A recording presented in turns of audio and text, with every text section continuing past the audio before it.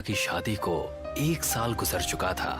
दोनों की लाइफ अभी तक काफी अच्छी कट रही थी, लेकिन अब औलाद ना होने का डर उनकी खुशियों को तार तार कर रहा था।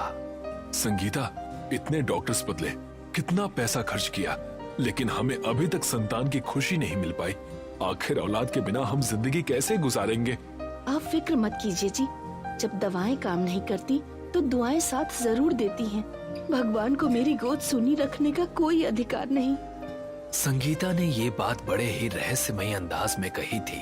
प्रेम ने पहली बार उसके चेहरे पर ऐसा तेज देखा था। खैर, अगले 2 महीने बाद ही उसको महसूस हुआ कि वो प्रेग्नेंट है। दोनों की लाइफ में खुशियां दौड़ आई। संगीता, भगवान ने आखिर हमारी सुन ही ली। ये सब तुम्हारी दुआओं का असर है। हाँ वाकई, सभी कुछ मेरी दुआओं का असर है। तभी संगीता किसी सोच में डूब गई। संगीता, कहाँ खो गई? कहीं नहीं। दिन गुजरे, महीने गुजरे और इस तरह वक्त कुछ ज्यादा ही गुजर गया। संगीता, 1 महीने पहले तुम्हें एडमिट किया था, 10 महीने हो चुके हैं। तुम्हारा पेट भी लगातार बढ़ रहा है, कुछ समझ में नहीं आ रहा। अब परेशान मत होइए, हो जाएगा। मुझे कोई तकलीफ थोड़ी हो रही है। अब उस दिन रात के समय संगीता को लेबर पेन शुरू हो गया। सभी डॉक्टर्स उसे आईसीयू वार्ड में लेकर गए। प्रेम बाहर खड़ा इधर से उधर कदम घुमाते हुए इंतजार कर रहा था। तभी उसके कानों में काएं काएं की आवाजें आने लगी। ये शोर कैसा हो रहा है? प्रेम भागकर बाहर गया। उसने गर्दन ऊपर उठाकर देखा तो कई सारे कौवे काऊ काऊ करते हुए हॉस्पिटल के ठीक ऊपर गोल गोल घूम रहे थे। और सबसे खतरनाक बात, चांद पर उसी समय ग्रहण लगता नजर आ रहा था।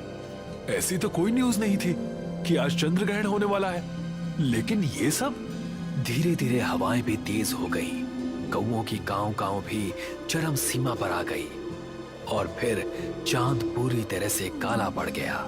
उसके कानों में जोरों से किसी बच्चे के रोने की आवाज सुनाई दी और बारिश होने लगी। अरे सर, आप वहाँ क्या कर रहे हैं? आपको बेटी हुई है। और मेरी बीवी तो ठीक है ना? माँ और बेटी दोनों सलामत हैं। प्रेम तेजी से वार्ड की तरफ भागा। डॉक्टर्स बाहर निकल चुके थे। उसने देखा कि संगीता बेड पर पड़ी मुस्कुरा रही है। उसके पास ही एक पालने में उसकी नई जन्मी बच्ची लेटी है। मेरी प्यारी बच्ची। तभी उस बच्ची ने आंखें खोली जो लाल लाल चमक रही थी। Oh my God! प्रेम चौंक पड़ा। क्या हुआ? कोई अपनी बच्ची को देखकर ऐसे चीखता है क्या? मैंने देखा। उसकी बात बीच में ही रुक गई जब उसकी नजर फिर से बच्चे पर पड़ी जो बिल्कुल नॉर्मल दिख रही थी और मुस्कुरा रही थी। तभी उसके कानों में सिस्टर्स की चीखें सुनाई दी। स्टाफ के 2 आदमी और प्रेम भागकर उनकी तरफ पहुंचे। उन्होंने देखा कि हॉस्पिटल के ठीक सामने 2 भेड़िए बैठकर शोर कर रहे थे, जिनके डर से उन सिस्टर्स ने चीखा था। हमारे हॉस्पिटल के पास दूर दूर तक ऐसे खूंखार जानवर देखने को नहीं मिलते। आज की रात घटा सब कुछ प्रेम को अजीब लग रहा था। मुझे ज्यादा नहीं सोचना चाहिए। भगवान ने हमारी सुन ली और मुझे उसका धन्यवाद करना चाहिए। अगले कुछ ही दिनों बाद वो दोनों बच्चे समेत घर आ गए। उन्होंने उसका नाम नम्रता रखा। धीरे धीरे वक्त गुजरा।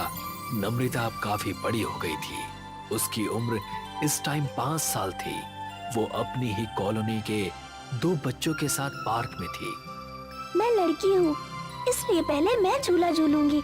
नम्रता झूले पर बैठी और विक्की ने मोंटू के कान में कहा। उन्होंने नम्रता को झुलाना शुरू किया। उसे झूला इतनी तेज झुलाने लगे कि वो काफी ऊपर जाने लगी, लेकिन उसके चेहरे पर डर का कोई निशान नहीं था। अरे तुम लोगों ने खाना नहीं खाया क्या? और तेज झुलाओ। दोनों थोड़ी ही देर में बुरी तरह थक गए। झूला रुका और नम्रता उतर गई। तुम दोनों मुझे डराने के लिए ऊंचा झुला रहे थे ना, लेकिन मुझे डर नहीं लगता। ऐसा कहकर नम्रता अपने घर में भाग गई। अब समय थोड़ा और गुजरा। नम्रता जवान होकर बहुत ही मॉडर्न और खूबसूरत हो गई।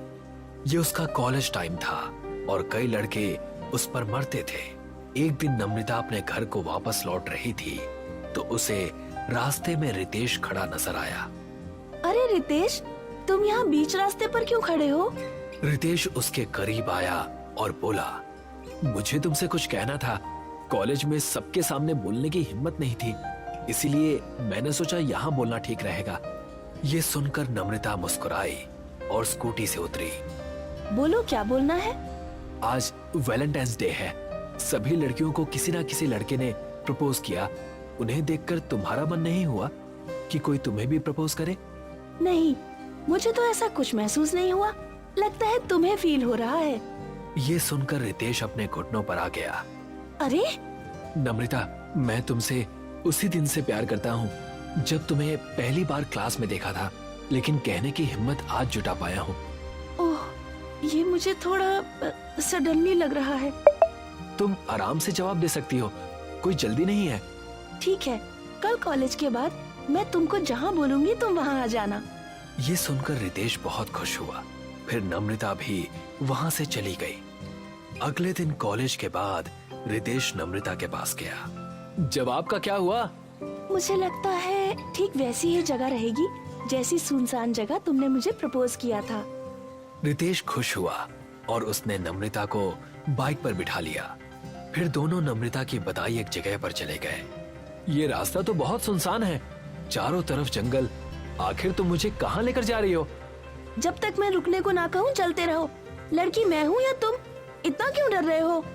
अरे यही इसी घर के पास रोक दो। घर जंगल के बीचों बीच था, फिर भी रितेश हिम्मत दिखाते हुए उसके साथ घर के अंदर चला गया। ये घर अंदर से काफी अच्छा है, तुम यहाँ आती रहती हो क्या? रितेश ने इधर उधर नजरें घुमाई तो पाया कि वो घर में अकेला है। खिड़की के बाहर खड़ा कोई साया उसे देख रहा है। कौन है? अरे क्या हुआ, क्यों चिल्ला रहे हो? तुम कहाँ हो? सिर्फ आवाज आ रही है। मैं बाथरूम में हूँ यार। कहाँ है बाथरूम? तभी दरवाजा खुला। उसने देखा कि अंदर नम्रता अपने बदन पर सिर्फ तौलिया लपेटे खड़ी है। आंसर चाहिए तो तुम्हें भी अंदर आना होगा। उसकी बात सुनकर रितेश के चेहरे पर खुशी छलक आई और वो भी बाथरूम में घुस गया। तभी नम्रता ने शावर खोल दिया और रितेश को अपने गले लगा लिया। दोनों भीग रहे थे, उनके चेहरे एक दूसरे के करीब आ रहे थे। तभी शावर से पानी की जगह खून आने लगा। ये क्या है? खून? यार इतना डर क्यों रहे हो? मेरे साथ शावर लेने का मौका मिला है तुम्हें। लेकिन शावर से खून आ रहा है, तुम्हें ये डरावना नहीं लगता? ये सुनकर उसने रितेश की आंखों में आंखें डाली। मुझे तो कुछ भी डरावना नहीं लगता। मेरा लव बाइट तुमको बहुत पसंद आएगा। ऐसा कहकर उसने रितेश की गर्दन पर एक बाइट दिया। वो रितेश से अलग हुई और उसकी आंखें लाल लाल चमकने लगी। उसके दांत भी पिशाचों जैसे हो गए थे, जिनसे रितेश का खून टपक रहा था। तुम्हारा खून बहुत टेस्टी है रितेश। उम्मीद है मेरे साथियों को भी पसंद आएगा। उसने फिर से रितेश की गर्दन पर दांत कड़ा दिए। बाथरूम में खून बढ़ता जा रहा था और उनकी कमर तक आ चुका था। रितेश पूरी तरह छटपटा रहा था और नम्रता उसका खून चूस रही थी। 3 बेहद खतरनाक दानव घर के अंदर आए। आ गए मेरे प्यारे साथी। तभी बाथरूम का दरवाजा खुला और उसके अंदर का खून बाहर निकलकर कमरे में फैल गया। नम्रता ने रितेश को जमीन पर फेंका। उसमें खड़े होने की भी ताकत नहीं बची थी। मेरे साथियों, मेरे पहले शिकार के साथ मजे करो। ये सुनते ही वो तीनों रितेश के शरीर पर टूट पड़े। नम्रता ने दरवाजा बंद किया और अब शावर से फिर से पानी निकलने लगा। उसके कानों में रितेश के चीखने चिल्लाने की आवाजें आ रही थी। कुछ ही देर में नहाकर और कपड़े पहनकर वो बाहर निकले। जमीन पर रितेश का चिरा फटा जिस्म पड़ा था और वो तीनों दानव जा चुके थे। नम्रता बाहर निकलकर स्कूटी पर बैठी और आगे बढ़ गई। उसके सर पर कई कौवे काऊ काऊ करते हुए उसके साथ उड़ रहे थे। इस कहानी से जुड़े सभी खौफनाक रहस्यों को जानने के लिए इस कहानी का अगला पार्ट जरूर देखें।